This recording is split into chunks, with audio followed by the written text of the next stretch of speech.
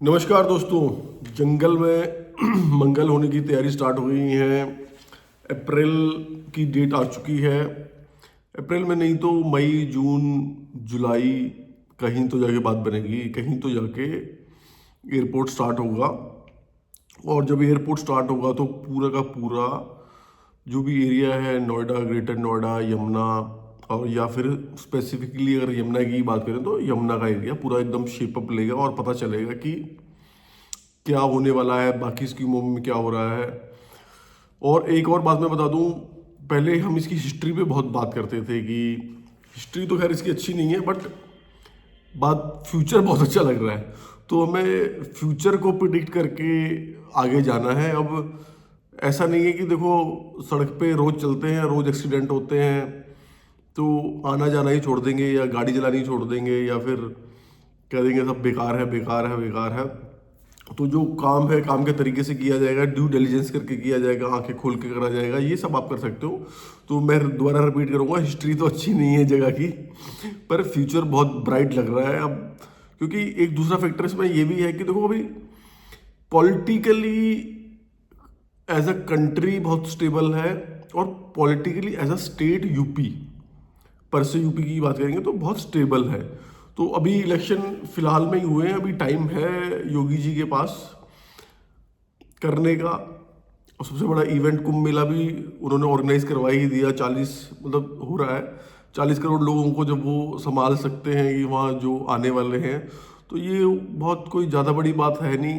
क्योंकि पूरा जो शेप अप करना है अब के बाद, चलने के बाद भी अब तक तो चलो ठीक है, अब तक तो जो हो रहा है ठीक है, अब तो होने ही वाला है। तो बाकी जो फेजेस का काम है, जैसे मान लो कि जो फर्स्ट फेज का अगर पूरा होता है, सेकंड, थर्ड, फोर्थ, तो सारे फेसेस में काम चलेगा। तो जैसा मैंने कहा कि सेंट्रल भी बीजेपी है, यहाँ पे भी बीजेपी है, और वहाँ पे भी गवर्नमेंट स्टेबल है, वहाँ पे तो अभी बनी है, तो वो तो उनके पास तो पूरा टाइम पड़ा है। और यहाँ पे भी रिपीट होती ही लग रही है। अभी तो खैर बहुत दूर है इलेक्शन, को इलेक्शन आने वाला नहीं है, तो रिपीट होती ही लग रही है।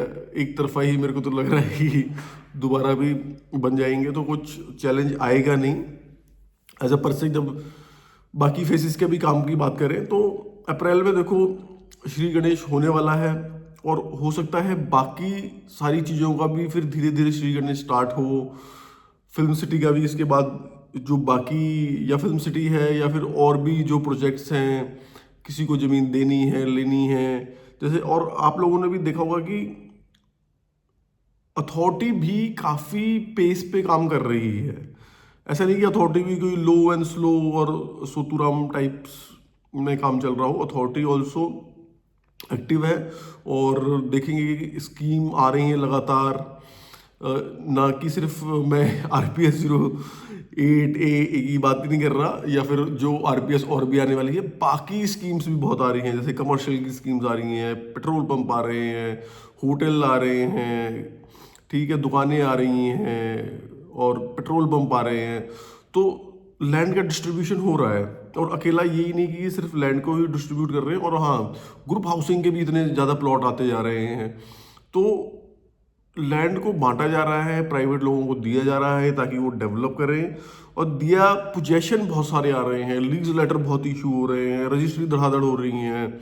और वहाँ पे जाके देखो कुछ प्राइवेट प्लेयर भी एक्टिव हैं, प्राइवेट बिल्डर्स भी एक्टिव है। मैं यहाँ पे नाम तो नहीं लूँगा किसी का, पर प्राइवेट बिल्डर भी बहुत एक्टिव हैं। तो अगर ये एक ड्यू डिलिजेंस करने का एक ये भी तरीका हो सकता है कि अगर वो लोग एक्टिव हैं, एक प्राइवेट प्लेयर एक्टिव है। देखो अथॉरिटी तो ठीक है, जो कर रही है सरकारी चीज़ है, जो कर रही है, जो हो रहा है वो चल रहा है, पर अगर प्राइवेट लोग भी अगर इसमें एक्टिव हैं तो कहीं ना कहीं उन वो भी होपफुल हैं, तो उनके पास भी कुछ ना कुछ आगे की इन्फॉर्मेशन या इनसाइडर इन्फॉर्मेशन कुछ अच्छी है, कुछ अच्छा होने वाला है, तभी वो लोग अपना पैसा डाल रहे हैं। नहीं तो प्राइवेट बिल्डर पैसा नहीं डालता। और एक बात और मैं यहाँ पे क्लैरिटी दे दूँ कि मैं एक मुझे कमेंटेटर समझिए, मैं जो भी लाइव चीज़ें चल रही हैं सामने उनको देख के ही बोल रहा हूँ कि कोई मैं आई एम नॉट इंडोर्सिंग कि यमुना को तो खैर जरूरत ही नहीं है किसी की इंडोर्समेंट करने की, तो हम उन इंडोर्समेंट नहीं कर रहे, हम तो अपना अपना काम कर रहे हैं। यमुना अथॉरिटी अपना काम कर रही है, आप अपना ड्यू डिलिजेंस करके जिन लोगों ने भी पैसा डालना है वो डालें। और ये जो आने वाले सेक्टर हैं, स्पेसिफिकली इंडस्ट्रियल सेक्टर, बहुत अच्छा करने वाले हैं। मतलब फ्यूचर में बहुत अच्छी जगह हो जाएगी। सेक्टर 29, 32, 33 चौथे फेज में, लास्ट फेज में आके यहाँ दीवार टच होने वाली है। 32 सेक्टर तो यहीं एयरपोर्ट तक ही आ जाएगा। और ये रेजिडेंशियल के 18 और 20 और 29, 32, 33 one of the prime sectors होने वाले हैं। बहुत बहुत स्कोप है, मतलब काफ़ी अच्छी चीज़ें हो जाएंगी। जैसा कि एक चीज़ और मैं बोलूँगा कि जैसे 2009 में जैसे पिटी हुई चीज़ें थी ये, अब बोलते हैं लोग 20 लाख में भी धक्के खा रहे थे, भी लोग 20 लाख में भी नहीं लेते थे। तो अब मिल रही हैं, मान लो कि 2 करोड़ रुपए में। 1 करोड़ में तो खैर कुछ आ ही नहीं रहा है, तो 2 करोड़ रुपए मिल रही हैं 2025 में। हो सकता है शायद 2030 में जब उतने का मिल रहा था तो ऐसा बोला जाएगा, क्योंकि जैसे 2009 के लिए बात हो रही है कि 20 लाख में मिलता था, अब 2035 में पता नहीं अब क्या बात होगी इसके बारे में। और जो डिसीजन मेकिंग है कि देखो, प्रॉपर्टी के लिए हमेशा एक डिसीजन मेकिंग होती है कि प्रॉपर्टी में कैसी जगह पैसा डाला जाए। एक कुछ पैरामीटर्स होते हैं, तो उस पैरामीटर पे के हिसाब से भी अथॉरिटी बहुत खरा उतरती है।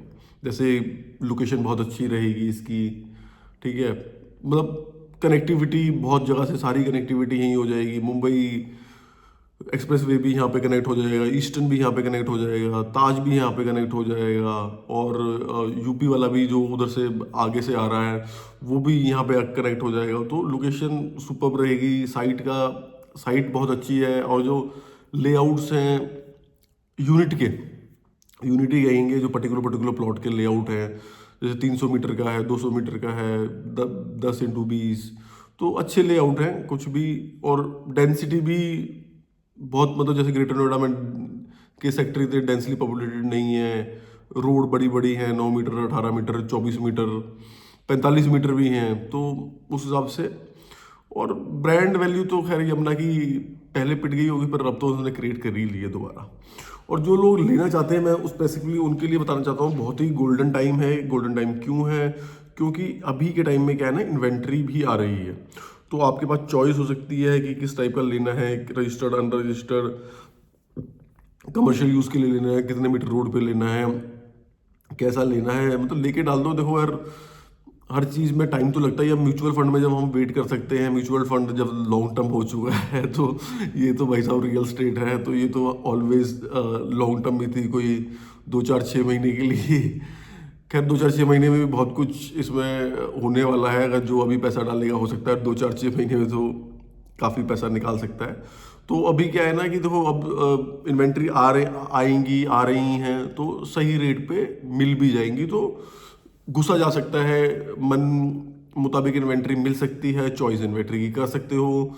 डाउन द लाइन 6 महीने, 1 साल बाद तो शायद सिनेरियो काफ़ी ऑल टुगेदर बिल्कुल डिफरेंट हो जाए, रेट भी बदल जाए, सब चीज़ें चेंज हो जाएं। तो जो लोग प्लान कर रहे हैं, आई विल स्ट्रांगली रिकमेंडेड कि, मतलब जो ऑब्वियसली जो कर रहे हैं उनके लिए बोला जाएगा। जो नहीं कर रहे हैं, क्योंकि चीज़ देखो इतनी भी सस्ती नहीं है, महंगी है, तो सोचने से भी कुछ नहीं होगा। कुछ डालना पड़ेगा तभी कुछ बोना पड़ेगा तभी कुछ निकाल पाएंगे, तो सोचने से भी कुछ नहीं हो पाएगा। जिनके पास है भाई, मैं तो उनको पुश कर रहा हूँ, एंड आई स्ट्रांगली रिकमेंडेड। जो मेरी बात मानते हैं, जो मेरे सब्सक्राइबर हैं, जो लोग मुझसे जुड़े हुए हैं, जिन्हें लगता है कि मैं एक ट्रस्टवर्दी बात कहता हूँ, करता हूँ, तो अच्छी चीज़ है, बहुत अच्छी चीज़ है, बहुत अच्छा टाइम है। Again I am repeating, the golden time है। जो अभी घुसना चाहते हैं, बहुत अच्छा टाइम है। दोबारा मैं रिपीट करूंगा, जैसे हम 2009 को बोलते थे जब 20 लाख में मिलती थी, अब 2 करोड़ की हो गई है, तो शायद डाउन द लाइन 5 साल बाद, 10 साल बाद पता नहीं क्या रेट होगा, जब बोला करेंगे कि 2025 में 2 करोड़ रुपए का मिल रहा था। धन्यवाद।